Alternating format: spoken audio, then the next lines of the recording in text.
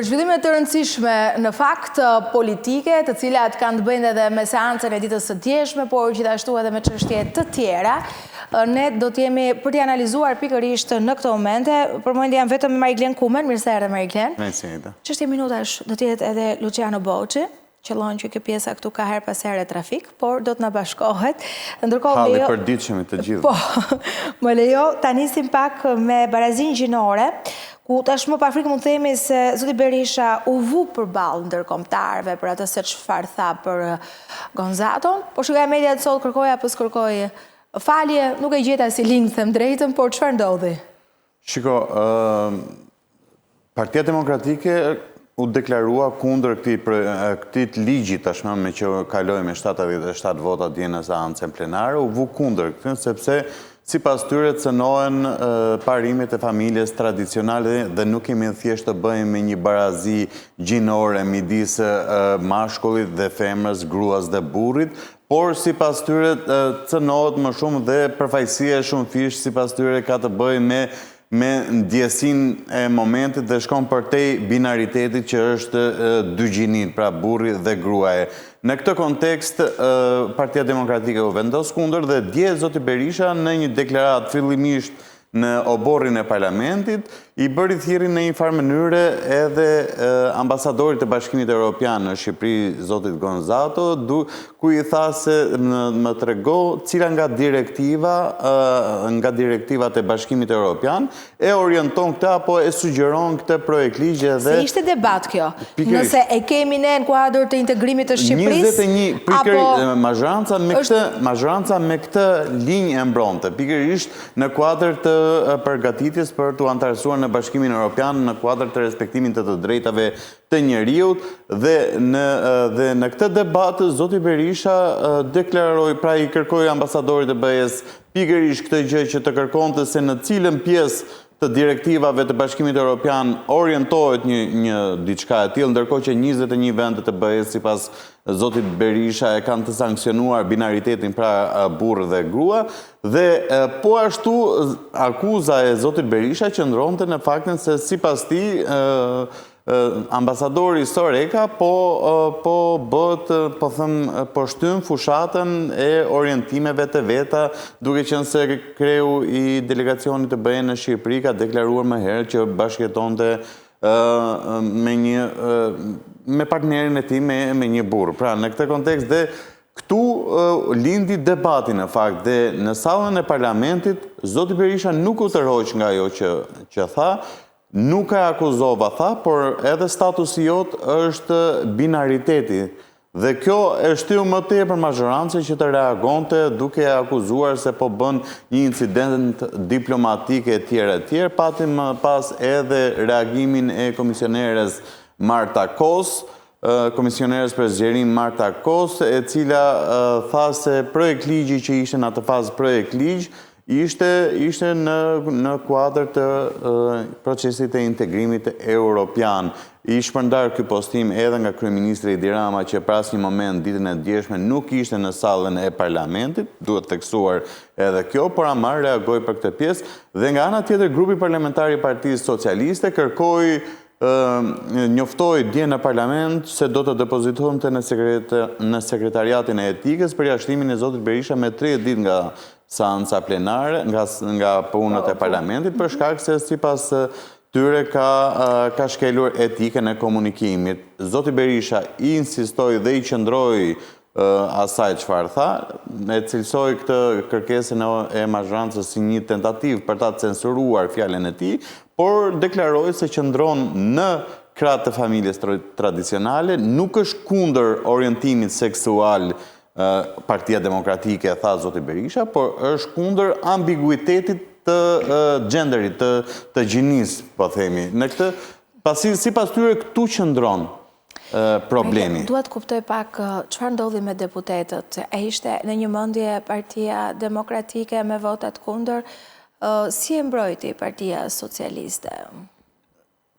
Pra, kuptoj pak konfigurimin, si përveç deklaratave, cila që qasja me vot? Edhe në vot, Partia Demokratike ishte, po themi, kundër që të gjithë ata cilët ishin të pranishëm në parlament. Me sa kanë ndjekur unë, sepse kishte një moment aty që pra të votimi thuhet 22 të pranishëm cilët nuk kanë marrë pjesë në votim. Por kjo ka të bëj me pra votimin në prezencë kur nisën fillimet, do thotë që ata deputet marrin pjesë e marrin rrogën për atë ditë se ishin punë, por në momentin e votimit nuk kanë qenë në seancë plenare dhe nga sa pash nga fizikisht edhe të procesi votimit elektronik më rezultoi se që të gjithë ata të cilët ishin të pranishëm aty votuan kundër nga ana e Partisë Demokratike dhe ndërkohë Partia Socialiste e votoi pro këtij projekt ligji me argumentin kryesor sipas tyre që është në kuadër të procesit të integrimit dhe po ashtu zoti Balla prezantoi 2 amendamentet të cilat sipas tij nuk prekin binaritetin, por vetëm garantojnë po them barazin gjinore midis burrit edhe gruas, duke vendosur po kështu kuota sa i përket kuotave në punë apo trajtimit të barabartë në paga etj. Por linja kryesore ishte se është një projekt ligji i cili është në kuadër të antarësimit të përshtatjes me standardet e Bashkimit Evropian. Këto kanë qenë, po themi, 2 linjat e 2 kampeve. Mendon ose doli në pa Mariglen nëse lidhet me Bashkimin Evropian apo jo, ose me rrugtimin që ne kemi për shkuar në Bashkimin Evropian? Shiko, kam përshtypjen që është pak e kanë lënë, shiko, në gjithë këtë debat asgjë nuk është rastësi dhe përderisa nga njëra palë opozita kërkoi që të sanksionojë pra të vendosej binariteti, atëherë nëse nuk ishin qëllime të tjera më pas, nuk kam pse të mos e pranonin një gjë të tillë. Dhe përderisa 21 vendet e Bashkimit Evropian e kanë këtë kështu, nuk mund të pranohet vetëm se e kanë, po themi, 6 të tjera. Tani, unë po lexoj reagimet, nuk janë shtuar gjini të reja. Tani, disa thonë janë shtuar gjini të reja, disa thonë nuk janë shtuar gjini të reja, disa thonë nuk kërcënohet familja, disa thonë kërcënohet familja. Po çfarë po ndodh ato? Marri vesh ky popull se çfarë po ndodh? Është interpretim, se prandaj e kanë lënë ambigu, e kanë lënë me vakum, sepse ti interpreton edhe i le hapësirë më pas që të vinë ligjet të tjera, si surrogacia apo të tjera me radhë, që mund të japin, pra mund të çojnë përpara, po them këtë fushatën në këtë linjë që cënohet familjen, me thënë të drejtën. Ajo që ne na intereson, a është e përcaktuar çfarë hyn në agjendë për fëmijët në shkolla, pra ku është e drejta e informimit dhe ku ndalon ose si mund të kontrollohet joshja, induktimi që bëhet, në çfarë klase do të nisë informimi, tani se këtu përmenden fëmijët, këtu përmendet familja si institucion. Nga ana tjetër është ende e paqartë se çfarë do të ndodh me ligj, se ne dimë që ka një edukatë seksuale e cila trajtohet tashmë dhe ju vjen fëmijëve, është bërë herët pjesë debat tjetër. Po kjo gjë e re që vjen, kur hyn, si do të vi tek fëmijët? E ka thënë njëri këtë, shqetësuar njëri për këtë gjë? Se si mbrohen dhe ata që nuk duan të jetë vetëm e drejtë e informimit, dhe ku është induktimi, ku është joshja, ku është mbrojtja e fëmijëve për këtë pjesën tjetër që ndoshta mund të kenë familje që mund të jenë shumë konservatore? Po pikërisht, ky ishte një nga shqetësimet. Pra, edhe nga protestuesit që isha dje mes tyre, domethënë që kemi raportuar edhe bashkë që ishin para parlamentit, por edhe nga radhat e opozitës kësajt i druan, sepse sipas tyre një linje të tillë apo një fushatë të tillë ka nisur edhe më herët. Vitin e kaluar, në mos gaboj, ka qenë një tjetër debat pasi në një nga librat e nxënësve në fillore ka qenë një burr i veshur ose i kamufluar si grua. Po dhe në këtë pra ishte në këtë orientim. Dhe po ashtu, sipas tyre, nuk mund të përcaktohet, pra fëmijëve mund të dëmtohen prindrit ose mund të ndëshkohen prindrit nëse i thonë fëmijës që je vajzë apo je djalë, sepse duhet ta zgjedhin vetë sipas këtij projekti, sipas tyre, se të përcaktojnë si ndihen. Pra, kjo si ndihen... A digje fëmija në i moshë të vogël? Po, pikërisht, kjo është ajo që i shqetëson edhe që u bë debati në parlament edhe në komisionet parlamentare. Megjithatë, çfarë shtonë edhe më tepër dyshimin, është si rrallë hera, dhe kjo duhet thënë, shiko që ka ndodhur në seancën plenar. Në seanca plenare ditës djeshme ishte me 21 pika në rendin e ditës. Kupton, ti edhe po them ta banalizoj, budalliqe ti ishin, ti nuk do arrije të kuptojë se që ndodhë, se do diskutohet për raportin e KLSH-s. Super i rëndësishëm. Raportin e institucioneve tjera pavarura, të rëndësishme. Kishte projekt, ligje, debate, miratimi i 2 komisioneve të posaçme për reformën zgjedhore dhe territoriale dhe nuk ishte në asnjë moment si t'i lente kohë qytetarëve që të ftillohen të arrinin të kuptonin lajmin se çka ka ndodhur. Po me këtë bombardim është e pamundur. Po flet edhe për një moment tjetër i cili ka të bëjë me një agent për të mos të qenë transparente edhe në sallën e kuvendit. Pra, po shohim që ka pat një agent shumë të ndjeshme edhe me raportime. Gjatë gjithë javës ka ndodhur kjo, gjatë gjithë javës që lam pas. Ti strategji e kuptova. Pra, edhe mund të jetë një strategji. Ndërkohë, në këto momente, në është bashkuar dhe Luciano Boqi, mirë se erdhe, faleminderit. Mirë se u gjeta.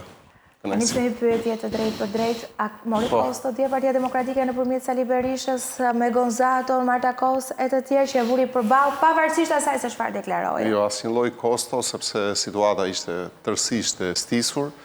Zoti Berisha në deklaratën e tij ishte më se i qartë, më se koncis dhe nuk preku asnjë as në ekzistencën e tij, as në deklarimet e tij, por bëri një kritik domosdoshme në raport me atë iniciativë për cilë në kuvend atë lloj ligji që ka pasojat parikuperueshme për shoqërinë shqiptare dhe që i sjell asaj një dëm shumë të madh. Ne këtë duhet shohim.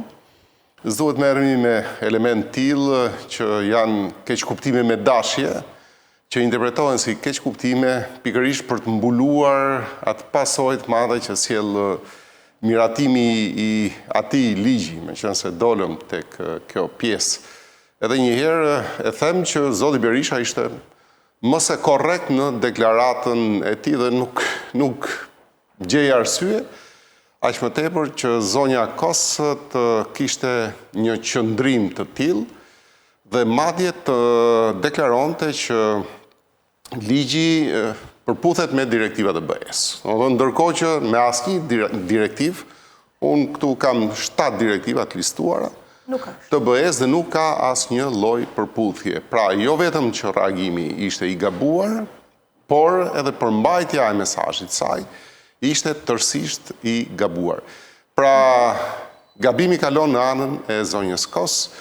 Sigurisht në anën e zotit Rama ka qenë dhe mbetet, por ai që duhet të jetë shqetësimi i kryesor i yni është pikërisht pasoja që do sjellë ligji. Ne nuk i bëjmë pasojat, sepse unë ja pra, këtu duhet dalim. Ta them vetëm këtë. Unë kam trajtuar kështu. Ka një paqartësi. Pse e kam trajtuar kështu? Sepse edhe në intervistat, edhe në ato kërkimet e mia që unë kam bërë për të kuptuar se çfarë do të ndodhë personalisht e interesuar si familjare, është e paqartë. A i ka qenë qëllimi në fakt. Po kjo është shumë e frikshme pra. Nëse ka ndodhur kështu, kjo është shumë e frikshme dhe hajde t'i themi opozitës se keni bërë siç duhet, se ju po e kundërshtoni. Ja. Tani ngjëllu çanën. Tani se këtu e ndërtove qasjen gabuar, nuk e bën opozita sqarimin e publikut dhe takimet me grupet e interesit. Jo. Ju votut kundër dhe shpjegoni pse një ligj që vjen në Kuvend, që vendoset në agent, ka një histori paraprake të konsultimit me grupet e interesit. Po. Edhe me ato shtresa që ndikon, aq më tepër që ai ka ndikim total në shoqërinë shqiptare. Dhe takimet e tij nuk duhet të ishin thjesht me shoqatat që mbrojnë familjen. Duhet ishte me përfaqësues nga bota mediatike, me përfaqësues, me gazetar me akademi, universitetet, gjithë ato që ndërtojnë infrastrukturën e jetës sociale në Shqipëri, sepse ndikimi i tij është shumë i madh. Dhe në rastin konkret, ajo që ka bërë opozita ka qenë kërkesa e saj e vazhdueshme për të shtyrë futjen e ligjit për aprovim. Kam qenë unë personalisht, e kam ngritur në seancë, në konferencën e kryetarëve, ka pas një shtyrje me qëllim që të realizohesh kjo konsul dhe pasi mbaron kjo del Partia Demokratike dhe bën sqarimet e saj. Sepse nuk mund të krijoj kakofoni kur një ligj realizon dëgjesa publike dhe merr atë opinionin e kësaj shoqërie. Dhe në këtë rast unë bashkohem me Marin Glenin. Dakord. Amullia është e lënë se edhe sot mundohen ne. Mundohen dhe ata që e aprovuan ligjin të ta sqarojnë. Ishte fundit që ne kursesit nuk do të votonin një ligj që thot prindi 1, prindi 2. Kjo ishte fundit, nuk e di çfarë. S'ka lidhje fare dhe pse ngatron me një gjë të tillë me prindi 1, prindi 2, por ky ligj hap të gjithë hapësirën e mundshme që të kalojnë dhe tek prindi 1 dhe prindi 2. Dhe mos na gënjej në këtë lloj forme, mos gënjej në opinionin publik, mos bëjnë diversione tilla, sepse Aida, një efekt shumë thjesht që ne në fakt duhet ta thjeshtëzojmë atë efektin e ligjit, por efekti më i parë i mundshëm, unë juve s'mund t'ju drejtohem më me identitet gjinor. S'mund të them zonja Aida. Po çfarë do të thuash? Po është diskriminim, është binar, termi zonjë dhe zotëri është term binar, që bie në kundërshtim me termat e ligjit, hyn në diskriminim gjinor, nuk lejohet më. Unë mund të them identiteti Aida, se i vetë përcaktuar, ti e identitet i vetë përcaktuar, jetin vetë deklarim që e përcakton, unë se di, edhe unë s'duhet të fyej ty. Gjoja, si pas ligjit, unë do të vazhdoj të them zonjë, sepse unë nuk e respektoj atë ligj. E kam fjalën çfarë i imponon ai ligj. E qartë. Ndërkohë, më thënë një efekt parsor, që ato e fshejnë, dhe kjo është shumë e vërtet, madje unë kam bërë një prononcim, zonjës Kos, unë s'mund t'i them më zonja Kos, fare, në mënyrë absolute, se ajo ka aprovuar këtë ligj, identiteti Kos, se nuk e dim se zonja Kos si është vetë deklaruar, do vetë deklarot, po kështu është efekti formal i ligjit. Pastaj të futemi në efektin social, ky është formali, kupton dhe ngjall shqetësim. Efekti tjetër që nuk përcaktohet gjinia që në lindje, sepse jo më kot ne kishim kërkuar ndryshim në ligjin për gjendjen civile, që gjinia të përcaktohet që në lindje, nga natyra është koncept biologjik gjinia. Dhe do e zgjedhë vetë se si ndjehet individi më pas në vazhdimsinë e tij që i përket një gjinie alternative apo i përket një gjinie të përcaktuar, sipas asaj mënyrës zgjedhjes të Tollumbacit. Dhe kjo historia, pastaj e futjes së agjendave transgjinore, është brenda këtij ligji. Zoti Berisha mori një shembull shumë thjesht, që në fakt pati hilaritet nga salla në mënyrë të gabuar. Tha, nëse fëmia zgjedh Tollumbacin e verdh, atëherë ai duhet i nështrohet një terapie hormonale. Sepse i tillë është ligji. Unë mbaj mend situatën e 10 viteve para në Amerikë. Madje mund t'ju referohemi edhe mediave, ku klinikat e injektimit hormoneve ishin kuazi ilegale. Mund t'ishin me gishtat e dorës në New York.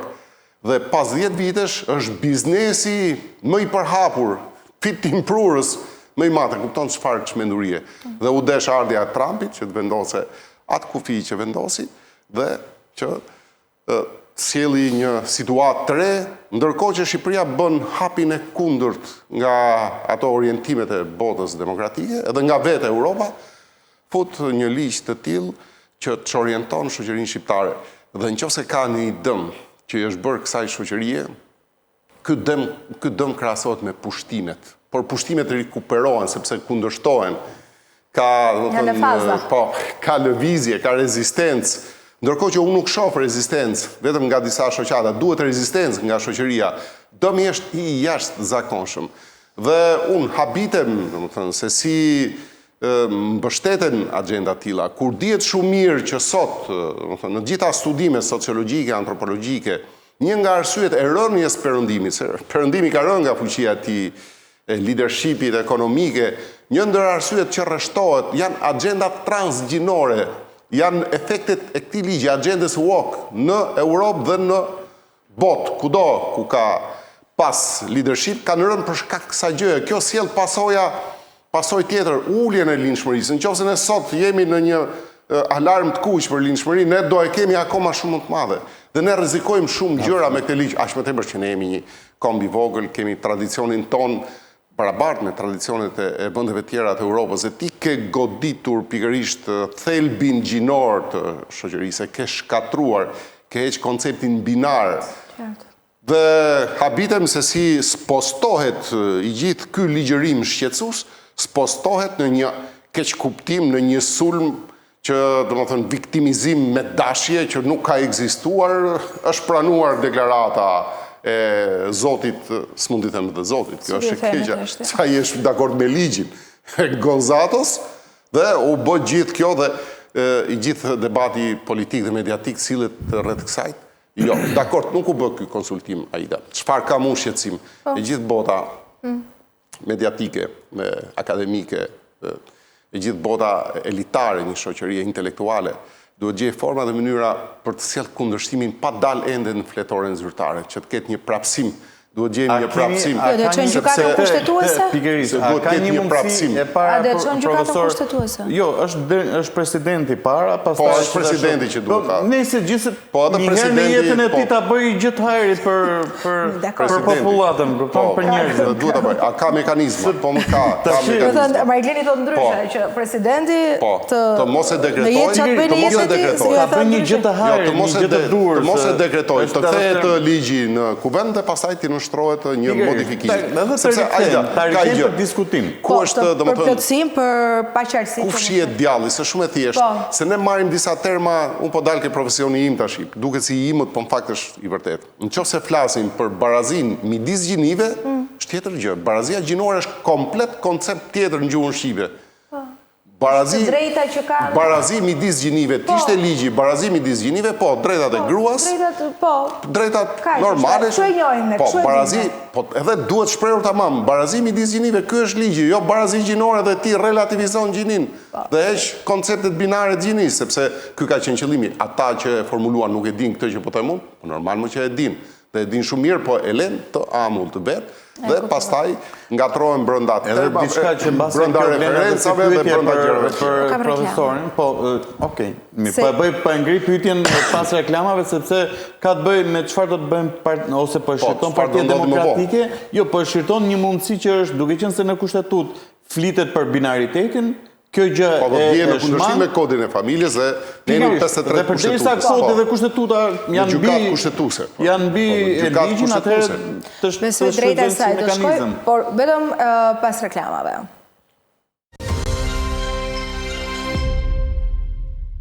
Kthehem me zotin Luciano Bocci dhe Mariglen Kumen. Mariglen, me drejt dhe njëherë përsërisim pyetjen për hapat ligjor që do të ndërmeren. Zaurove që është e presidentit.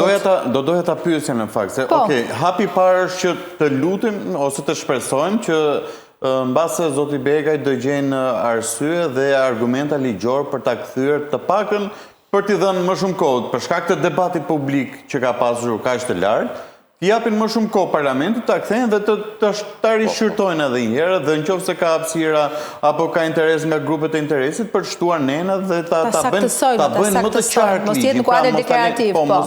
Mos lejnë vakume në interpretimin. Një ndërhyrje, jo ta bëjnë të qartë ligjin. Ligji duhet rrëzohet, ligji duhet modifikohet, dhe ligji duhet vi në qëllimsinë e tij të parë sipas termit barazia gjinore. Barazi në gjini, midis gjinive. Dhe këtu, do thonë, futet pastaj trajtimi i gruas në shoqëri, çfarë lirie duhet ketë ajo, çfarë mbështetje dhe përkraje. Te ky draft që është, profesor? Jo, duhet jo të sqarohet, të modifikohet, të rrëzohet ky aktuali që sjell këto pasojat pa rikuperueshme, dhe të dalim para një ligji që vërtet është i sinqert për qëllimin që ai ka gjoja për të realizuar këtë barazi të qenies njerëzore sipas gjinive në një shoqëri që evoluon në ecën përpara dhe e ka domosdoshmëri një gjë të tillë duke ndalur diskriminimin në punë, në jetë, në trajtim që ne kemi ndeshur në dhunë, sepse gratë sot këta kam problem, trajtimin, dhunën dhe elementet e tjera. Këto duhet ishin termat e ligjit. Ç'pun kemi ne me relativizimin e gjinive? Ç'pun kemi ne me gjinin gjithë përfshirëse? Kur ne jemi të saksuar, kur kodi familjes e ka të përcaktuar, kur kushtetuta e ka të përcaktuar. Në këtë frym, profesor, po shikoni mekanizma si Partia Demokratike? Po, mekanizma që ta çonin kushtetuesa apo... Sigurisht, Maringlen. Mekanizma, po nuk duhet zjasi, sepse thash, nëse ai fillon efektet ndonjëherë janë pakthyeshme, trysnimi do jetë shumë i madh, sepse ky ligj është ligj goditës. Ky parashikon që të ketë ndërhyrje ligjore në gjithë projekt ligjet që vinë pas për kuotat, për elementet e tjerë të gjinisë gjithë përfshirëse, nuk e kemi fjalën për kuotat e grave. Se da aty ka një debat, domethënë që kjo e dëmton barazin apo e stimulon barazin, po është sekondare tani në këto momente. Do ketë ndërhyrje në sistemin arsimor, në gjuhën akademike, censur, barra e provës për ata që realizojnë diskriminim terminologjik, gjinor, apo element të tjerë. Pra kemi një sër pasojash negativiste që duhet ndalur dhe nuk duhet të lënë kohë. Unë bëj thirrje që ai president të marrë një herë vetëm në jetën e tij një qëndrim përputhshëm me kushtetutën, përputhshëm me ligjin, përputhshëm me pozicionin e tij dhe përgjegjësinë e tij.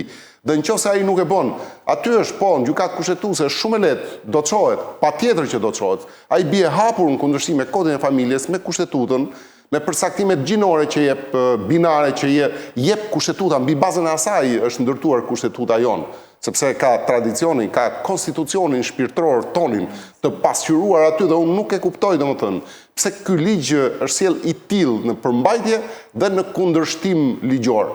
Dhe kjo nuk varet vetëm nga Partia Demokratike, se këtu doja dilja. Unë sot Aida sinqerisht falenderoj që ti hap diskutimin me këtë temë që më thirre, se nuk e dija, nuk më kishe paralajmëruar.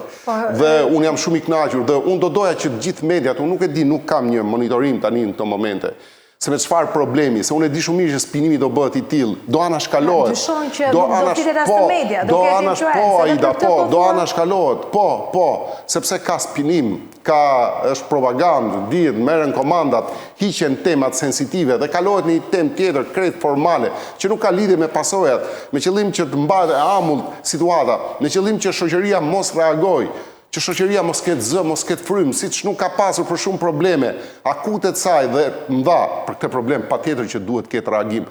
Pra, PD-ja do bëj punën dhe rolin e saj. Ndërkohë që zoti Berisha mbrëm e ka thënë shumë saktë, duhet reagim nga qytetarët, reagim i fortë nga qytetarët. Në këtë rast nuk po themi për benefite politike, çfarë përfitojmë ne politikisht? Fare, asgjë politikisht. Ne po mbrojmë atë që duhet të mbrojë çdo shqiptar, çdo njeri që i thot vetes, njeri që jeton në Shqipëri, që ka një tradicion, që do familjen që ka qëllime. Kush na shtyn tek e fundi që ne të luftojnë, bëjmë debate? Mu më shtyn familja, ne na shtyn fëmijët, na shtyn shoqëria, na shtyn ai përcaktimi jon i qartë, kush është vajza dhe kush është djali im, kush është motra dhe kush është vlla im, kush është nëna dhe kush është baba im. Kjo është e tmerrshme, të zhdukim këto terma, reference. Atëherë dhe ekzistenca jonë pson ato çedimet e veta dhe futet në një qerthull, në një labirint që nuk ka as ngjyrë, as kuptim dhe as fund. Pra ne po godasim thelbin e motivacionit shoqërisë, thelbin gjinor të saj dhe po i vendosim asaj një fren kontrolluese shumë të madhe nga pushtete të papërgjeshme politike. Në fakt, duhet reagim, po. Unë do doja do më thënë që edhe bashkësitë fetare në fakt e kishin marrë një rol më të shtuar në këtë. Çfarë bëjnë më shumë? Se unë pash, ato kanë bërë atë reagimi, janë gjithë unifikim, mendimi, qëndrimi fort, ma tha në emër të kishës katolike, ma tha dje Markbashja që nuk është direktive bashkimit evropian. Ata janë shumë të qartë. Puna është tani që ne s'kemi parë njëherë, o Marigleni, s'kemi parë njëherë komunitetin fetar të rasin protesta. Jo, Aida, nuk e tha Marigleni ashtu, e tha shumë qartës. Reagimet e tyre duhet jenë më të përcaktuara. Jo, po them me që e njoh më mirë tek pjesa muslimane. Patjetër, po. Në për xhamit bëjnë to predikimet, hulbet e gjitha që mbajnë që flasin imamët e gjitha këto, duhet t'ja thënë pak, sepse jo të gjithë besimtarë mund t'i kenë një urit se çfarë përmban ligji. Ti si imam mund ta bësh detyrën tënde. A kanë agenda për të thua që të informojnë agenda, se fjalë e rëndë është agenda apo? Nuk besoj se kanë agenda, pra po tash nuk duhet në kuadër të funksionalitetit të tyre ta përcjellin deri tek në mesha apo edhe në falje, në lutje, këtë po më thua. Pastaj ajo që për çështjen e protestës Partia Demokratike mbase mund ta shoh sepse shoh edhe nga shoqatat një lloj indiferentizmi edhe këtu dyshoj se mund të jenë edhe për çështje po themi financiare financimi, mund të kenë frikë gjërat e tilla, apo kupton intimidim mund të jetë. Ndërsa Partia Demokratike mbase do duhet që ta shfrytëzojnë këtë pjesë, duke qenë se është interesi drejt për drejt, jo politik, jo partijak, nuk është se ka në interes. Partia Demokratike ka parimin që është konservatorët e familja politikisht nuk është gabim, se kemi krijuar ca. Pikërisht, pra mbase do duhet thrasë një protestë, ta shohim pra të bën një turn. Po ishte, protesta ishte dje, se dhe Berisha kishte shpërndar të gjithë. Dje ishte nga koalicioni pro familjes. Koalicioni pro familje, po kishte background politik. Ishte thirrje për qytetarët, nuk ishte protestë politike. Prandaj po them. Ajo mund shërbej për zgjimin e ndërgjegjes sociale të shoqërisë që ajo të filloj të reagoj, dhe unë jam shumë dakord. Nuk mundet që një shoqëri të ketë vetëm një dimension politik dhe tjetë vetëm një parti politike që e thret protestën, sepse i ke gjykuar për agendën qofte konservatore, sepse duket sikur ke interes politik. Unë thash, PD-ja nuk ka asnjë lloj interesi politik në këtë përplasje, sepse është në mbrojtje të atyre vlerave që janë universale për shoqërinë që nuk kanë krah politik dhe nuk kanë as krah fetar, sepse gjitha besimet, kemi parë reagimet, dua t'i falenderoj komunitetet fetare, të rastë, por ajo që është si shqetësim dhe kërkesë. Po pra, ja, duat të mbështes, duhet ka përcejnë atë limitin e edukatës fetare, klerikale, sepse vërtet e kanë penguese, është shtresa më edukuar një shoqërie, kanë disa lloje, domethënë, kufish që ndoshta mendojnë që s'duhen kapërcyer, nuk është momenti për të llogaritur çfarë kufiri kapërcen sot. Sot është për të mbrojtur vlerën e Zotit, ndarjen që Zoti, sepse e ka sjellë dhe natyra, dhe për të mbrojtur thash thelbin e një shoqërie, thelbin e besimeve, thelbin e besimeve.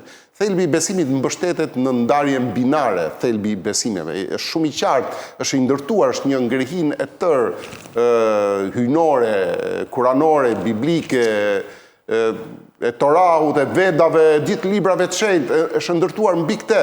Dhe miratimi një ligji të tillë i vendos bombën të gjithë këtyre gjërave në shoqëri dhe hapësira për të rritur forcën e besimit në Shqipëri bllokohet, ngushtohet dhe madje jo vetëm ngushtohet, luftohet. Këtu është një betejë shumë e madhe midis këtij ligji, që unë se quaj ligj, ky është manifest ideologjik për shkatruar vlerët e një shoqërie. Dhe ky manifest ideologjik i kundërvihet edhe vlerave tona tradicionale, i kundërvihet dhe besimeve fetare, i kundërvihet dhe konservatorizmit, familjes, i kundërvihet shumë gjërave, por ama duhet gjithë të reagojnë në këtë pikë. Dakord, PD-ja do ta bëjë në mënyrë absolute.